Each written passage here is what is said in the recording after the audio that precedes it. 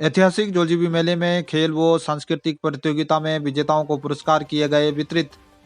ऐतिहासिक धार्मिक सांस्कृतिक एवं व्यापारिक मेले में मुख्य अतिथि न्यायिक मजिस्ट्रेट डीडीहाट धारचूला अवंतिका चौधरी तथा विशिष्ट अतिथि सहायक अभियोजन अधिकारी डीडीहाट धारचूला शांति प्रसाद शर्मा, नीरज की सहायक सहायक मेला अधिकारी राम प्रसाद, खंड शिक्षा अधिकारी आसाराम चौधरी, व्यापार संघ अध्यक्ष धीरेन्द्र धर्म सत्तू के सानिध्य में बुधवार रात्रि कार्यक्रम संपन्न हुए। गुरुवार को स्कूली कार्यक्रमों में ग्रैंड फिनाले फाइनल प्रतियोगिता जूनियर वर्ग की प्रतियोगिता में प्रथम स्थान दानवीरा जसूली बुड़ी सोक्यानी रबाई का धारचूला 5,000 नगद, द्वितीय रायका जोलजीबी 3,000 नगद, तृतीय रायका बगड़ीहाट 2,000 नगद, चतुर्थ मल्लिकार्जुन स्कूल धारचूला 1,500 नगद, सांत्वना एंजल कॉन्वेंट स्कूल धारचूला 1,000 रुपए की नगद धनराशि विजेताओं को ठेकेदार नीरज झांकी द्वारा बच्चों को पुरस्कार के रूप में दी गई। रात्रिकालीन कार्यक्रमों में कमलजीत ढकरियाल और कैलाश कुमार दोनों की जोड़ी ने हिंदी, पहाड़ी, नेपाली रंग भाषा के गीत गाकर लोगों को झूमने पर मजबूर कर दिया। वहीं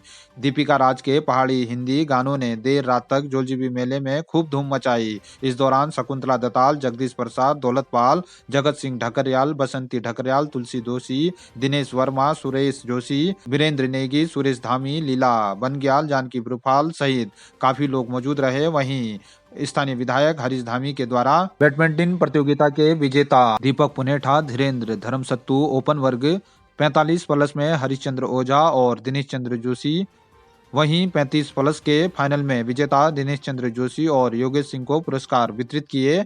इस दौरान विधायक को स्थानीय खिलाड़ियों के द्वारा स्टेडियम संबंधित परेशानी से अवगत कराते हुए क्षेत्र के हित के लिए स्टेडियम बनाने की मांग भी की गई। वहीं विधायक के द्वारा भी खेल प्रेमियों को हर संभव मदद का भरोसा दिलाया गया। व्यापारियों की नाराजगी के बाद प्रशासन ने धारचूला में कराई व्यापारियों व एसएसबी की बैठक। उपजिलाधिकारी दिवेश सासनी के द्वारा आज तहसील मुख्यालय में व्यापार संघ पदाधिकारियों व एसएसबी के अधिकारियों के संग बैठक की, जिसमें व्यापार संघ अध्यक्ष भूपेंद्र थापा के द्वारा अंतर्राष्ट्रीय झूला पुल धारचूला में आवाजाही के दौरान एसएसबी के द्वारा लोगों को बेवजह परेशान करने की बात कही। वहीं एसएसबी के अधिकारियों ने बताया कि दोनों देशों के नागरिकों को परेशान नहीं किया जाता है, केवल प्रतिबंधित चीजों को लाने वाले लोगों को ही रोककर सामग्री को वापस भेजा जाता है। उपजिलाधिकारी ने सभी से सहयोग करने की अपील की।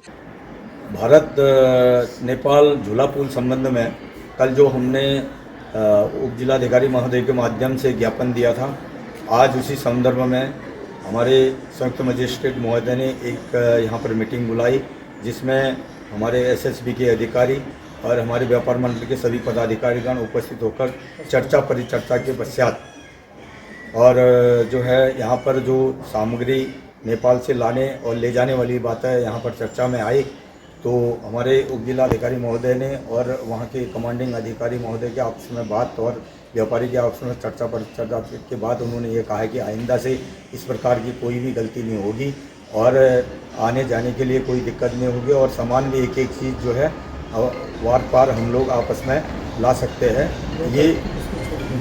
ये जो है तस्करी आइटम छोड़कर बाकी जो है सुविधा देने की बात कही गई है, इसलिए हम लोगों ने जो आंदोलन शुरू किया था उसको आज यहीं पर स्थगित करते हैं और आगामी इस रूप को लगातार इसी प्रकार हमको उत्पीड़न करेंगे तो पुनः जहां आंदोलन करने को बाध्य होंगे।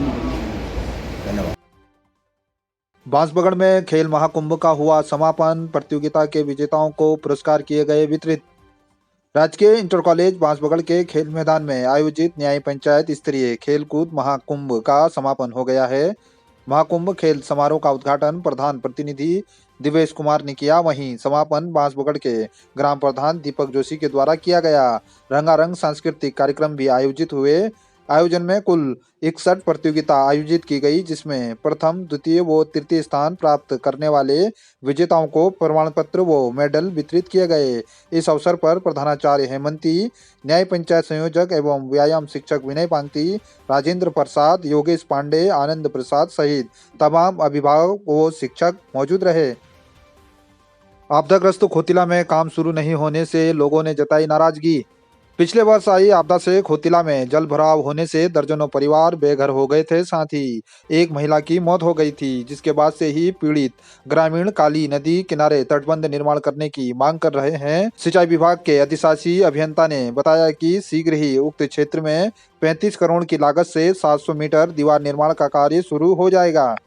नमस्कार दोस्तों, मैं हूं राकेश तिवारी और इस वक्त मैं हूं दार्चुला नेपाल में। आप ठीक मेरे पीछे खोतिला का आपदाग्रस्त वो क्षेत्र देख पा रहे होंगे, जहां इसी वर्ष काली नदी के तेज कटाव से एक आवासीय भवन जमींदोज हो गया था।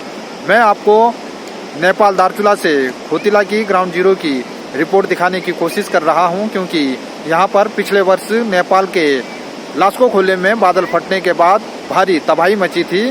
खोतिला का वो क्षेत्र जहां पर पिछले वर्ष एक महिला की मौत हो गई और दर्जनों घर डूब गए थे, जिससे दर्जनों परिवार बेघर हो गए थे।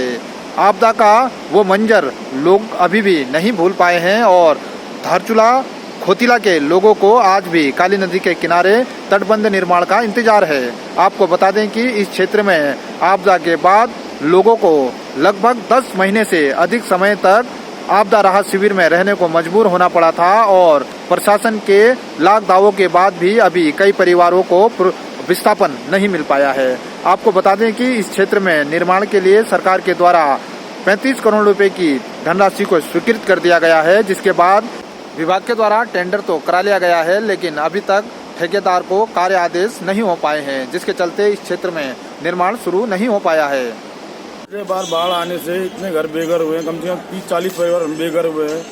जल्द से जल्द काम शुरू हो, जो हम अपने घर जा सकें। अभी तो हम बहुत परेशान हैं, हमें हमारी विस्थापन भी नहीं हुआ है। हम चाह रहे हैं कि जल्द से जल्द काम चालू हो और हमारे जो 15 परिवार हम छूटे हैं, 15-20 परिवार जितने भी छूटे हैं, अगर हमें विस्थापन अभी तक विस्थापन भी नहीं हुआ, अगर विस्थापन ना हो तो हम अपने घर जा सकें, हमारे सर के ऊपर छज्जो आ जाए। यही कहना चाहते सरकार से, हमारी मांग है कि जल्दी से जल्द काम शुरू किया जाए और हमारे गांव में दीवार लगे, जो अन्य घरों को भी खतरा है अगर दीवार ना लगे तो बरसात आने वाले बरसात में। गुंजी में 2 दिन से आग लगी है और ये आग इतनी बढ़ चुकी है। ये आग हमारे गुंजी के जो कौवा है तो वहाँ लगी हुई है और कुछ अराजक तत्व जो हमारे नेपाल छंगरू से बिलोंग करते थे, वहाँ के जो काम करने वाले लोग, उन लोगों ने आग ये लगाई है और कल से अभी तक लगातार ये आग बढ़ती रही और इस आग को अगर तुरंत रोका नहीं गया समय रहते तो मुझे ऐसा लगता है कि शायद वो आग की लपटें, जो बड़ी लपटें हैं, गांव में भी आ सकती है और गुंजी के जो हमारे जंगल है उनको भी खतरा हो सकता है। तो शासन प्रशासन से मेरा अनुरोध है कि जल्दी से जल्दी इसमें तुरंत एक कार्रवाई करके आग बुझाने की कोशिश करें।